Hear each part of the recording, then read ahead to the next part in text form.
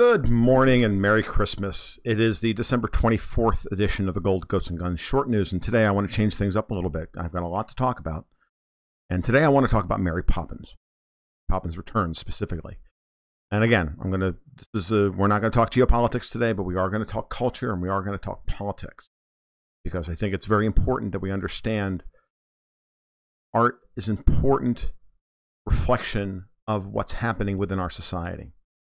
And there's been a lot of, I went to see Mary Poppins Returns with my wife the other night, Thursday night, actually, and I loved it. I'm not going to, if you can read my review over at my website, over at tomluongo.me, I'll put a link to it down below. That's not what we're here to talk about today, whether the movie's good or not, because the movie's fantastic. That's not the issue. The issue here today is what I want to talk about today is why I think it's important that we recognize that art reflects the world we're in, and that that even the most cynically corporate institutions knows when it should tell good tale, the right tale at the right time. Disney has taken a lot of flack from a lot of people, from a lot of corners, the political spectrum, both left and right, over the last few years. Most notably over Star Wars, which, for those of you who are regulars to my channel, know that I don't think they're mishandling the Star Wars property. I think that what they're doing with the Star Wars property is very challenging to a lot of orthodoxy. But it's all done in the spirit of, I believe, in making Star Wars better and more relevant to the age that we live in today. And I think that there's a lot of parallels between that and Mary Poppins Returns. And it was interesting. I was reading through a bunch of reviews, movie reviews. I always like to see what other people are saying, not just because I've just grown up reading movie reviews, especially movies that I care about, or I think are important. And I always find out what the reviewers are missing, and they're always missing something. Almost always, most reviews are worthless because they're literally just scribbled down first thoughts, and they don't actually tell you anything more other than like a review of the plot and some minor points. They miss all the big stuff. And I'm not saying that I get the big stuff the first time through I ever watch it. I don't. Usually I don't. But with Mary Poppins, because I just rewatched, or actually truly watched for the first time, the original not a week before in preparation to go see the new movie, it was all right there in my head. It was all right there in my brain. My wife and I have been talking about all these big archetypal story things. I've been working on a piece behind the scenes on Last Jedi. And so these ideas that I'm about to present today have been in my head and on my brain for quite a long time. I've discussed some of the past on some of my blog posts as well. So this was a really kind of easy thing for me to put together. And my wife and I, on our way home from the movie, started to discuss the big picture with Mary Poppins Returns, and we came to a bunch of conclusions that were all positive. Like I said, it's really cynical. It's really easy to be cynical about why Disney decided to make this movie, and a lot of reviewers started there, and that's all they saw. I would tell you, ignore every one of them. I would also tell you to ignore every reviewer of Mary Poppins Returns who does not have children. Very important point. Just like I would ignore most men on the internet who complain about Star Wars, The Last Jedi, who also don't have children. Or don't have wives at a certain level. Don't have children and haven't gotten to that point in their life yet. Because these movies are about that transition. The original Mary Poppins is all about saving the father. And this new film is, again, the same story. It's about saving the father from himself. It's about saving the father from despair, who is out of balance, and the entire world is out of balance. And at times, it's like I said, it's easy to be cynical about Disney because they own properties. ESPN, for example, they've made movies, tentpole movies like Frozen, which are vile pieces of political propaganda. Finding Dory, horrible. I hated it.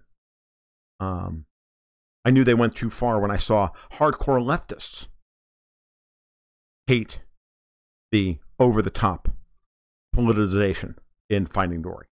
Okay? But at the same time, this is the same studio that then can go out and make an unbelievable movie like Inside Out, right? Pixar.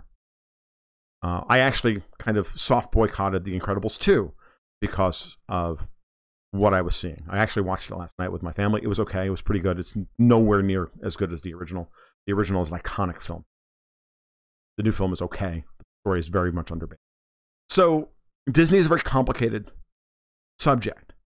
And for that reason, it's easy for us to invest ourselves in our past frustrations with the corporation and not actually review films and their projects, what they put out, on their own terms.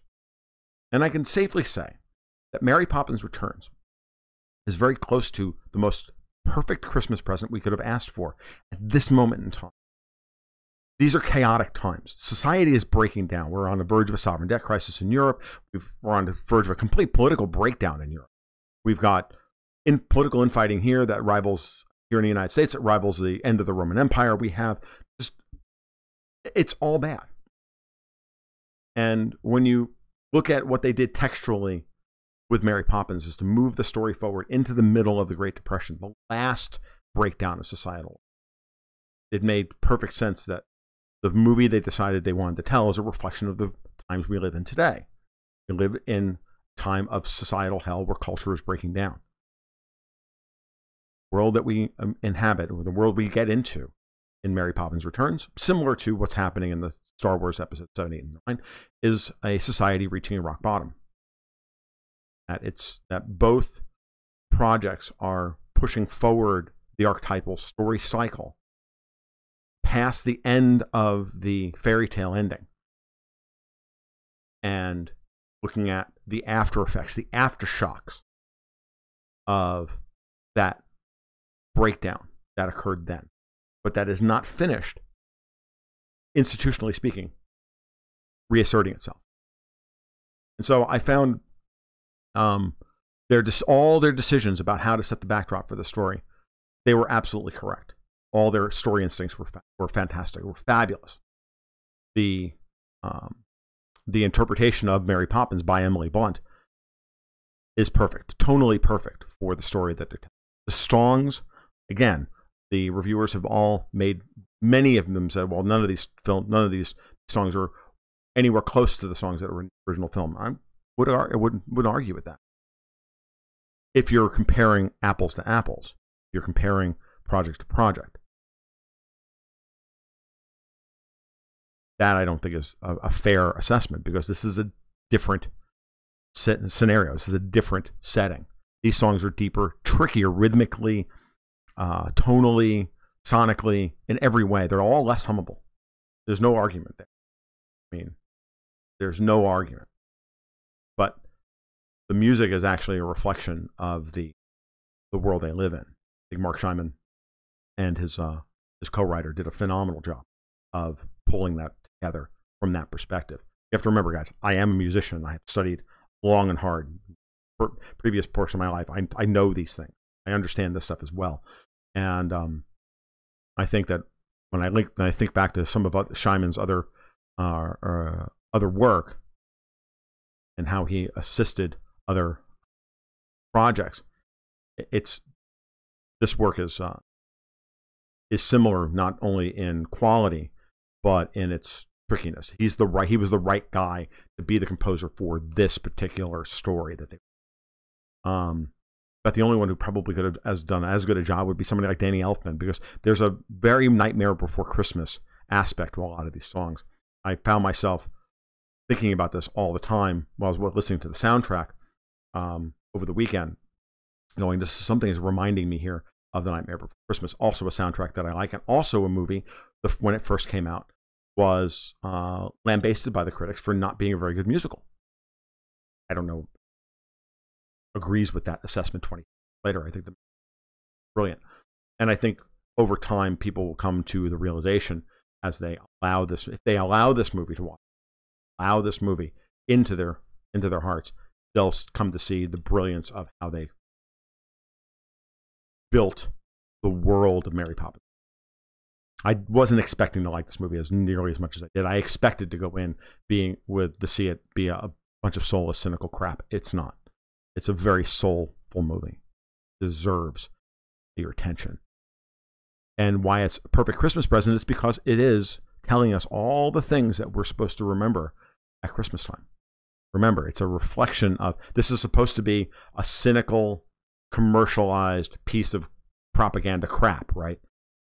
Put out at Christmas by the soulless Mouse House to support an equally soulless, now soulless holiday that everybody, that the current political intelligentsia want to tell us Christmas has become. And we've forgotten that Christmas is about reconnecting with our community and our family. And,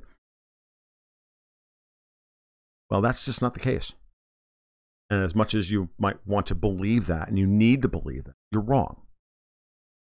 You bring to the table, what you bring to the table is what you'll get in return. If you go in with a hard heart, you go in expecting cynicism, and you're not open to the experience, you'll walk out and nitpick this movie to hell and back again, just like you'll nitpick Christmas and refuse to even say Merry Christmas to people, and instead, play along with the Seinfeld meme of Happy Festivus, which is the exact opposite. And while I think it's funny, Festivus is also, at a certain level, kind of vile. And the last point I want to make before I leave for the day and wish you all a very Merry Christmas is that at the darkest times, it is the reassertion of old institutional order, old traditions, that can turn abject despair into triumph. All I'm going to say, except for to remind you, that's the reason Dick Van Dyke is in this. Aside from to hand off the Disney musical to the next generation performer. Very important. And it has all to do with the bank. And that's all that really needs to be said. Go and enjoy yourself for 2 hours and 10 minutes. We need to, especially now. 2019 is going to be very, very hard. And if there's a Christmas present you can give yourself, you would do far worse than Mary Poppins. All right, you guys have a very Merry Christmas. This has been the Gold Goats and Guns short news for Christmas Eve 2018. You guys take care. You have a great afternoon. A great, great holiday with your families and friends. Keep your stick on the ice.